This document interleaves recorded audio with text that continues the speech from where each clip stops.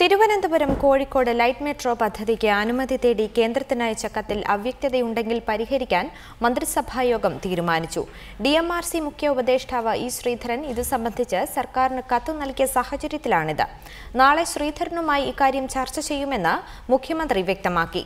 കഴക്കൂട്ടം ബൈപ്പാസിനായി സ്ഥാപിച്ച ശിലയിൽ BJP സംസ്ഥാന പ്രസിഡന്റിന്റെ പേര് നൽകിയതിൽ സർക്കാരിന് പങ്കില്ലെന്നും മുഖ്യമന്ത്രി പറഞ്ഞു. കൊച്ചി മെട്രോയുടെ അതേ മാതൃകയിലാണ് ലൈറ്റ് മെട്രോ പദ്ധതിക്ക് അനുമതി തേടി കേന്ദ്രത്തിന് കത്തയച്ചതെന്ന് മുഖ്യമന്ത്രി ഉമ്മൻചാണ്ടി പറഞ്ഞു. ഇ ശ്രീധരനുമായി നാളെ കൊച്ചിയിൽ ചർച്ച നടത്തും. മന്ത്രിമാരായ ആര്യടൻ മുഹമ്മദ്, ഇബ്രാഹിം കുഞ്ഞ് എന്നിവരും പങ്കെടുക്കും. കൊച്ചി മെട്രോ എടുത്ത തീരുമാനം ശ്രീധരനും കൂടെ എല്ലാം ഇൻവോൾവ് ചെയ്തുകൊണ്ട് അദ്ദേഹത്തിൻ്റെ കൂടി അഭിപ്രായത്തെ മാനിച്ചുകൊണ്ടാണ്. അത് തന്നെയാണ് ഇതിനകത്തും സ്വീകരിച്ചിട്ടുള്ളത്.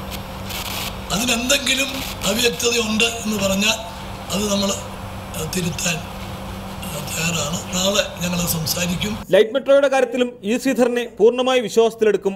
കൊച്ചിൻ ക്യാൻസർ സെന്ററിന് ഭരണാനുമതി നൽകാനും മന്ത്രിസഭായോഗം തീരുമാനിച്ചു.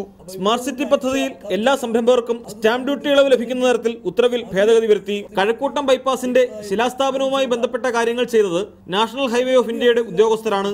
വി മുരളീധരന്റെ പേര് ശിലയിൽ എഴുതിയതിൽ സംസ്ഥാന സർക്കാരിന് പങ്കില്ല. ഈ കാര്യത്തിലൊക്കെ ഒരു സ്വയം നീതിപൂർവമായിട്ടൊരു തീരുമാനം എടുക്കുന്നതാണ് ആവശ്യം. സ്വകാര്യ സർവകലാശാലകൾ തുടങ്ങുകയാണെങ്കിൽ അത് ലാഭേച്ഛയോടെയാകില്ല. ഉന്നത വിദ്യാഭ്യാസ മേഖലയിൽ കേരളത്തെ ഇന്റർനാഷണൽ ഹബ്ബാക്കുകയാണ് ലക്ഷ്യമെന്നും മുഖ്യമന്ത്രി വ്യക്തമാക്കി. റിപ്പോർട്ടർ, തിരുവനന്തപുരം.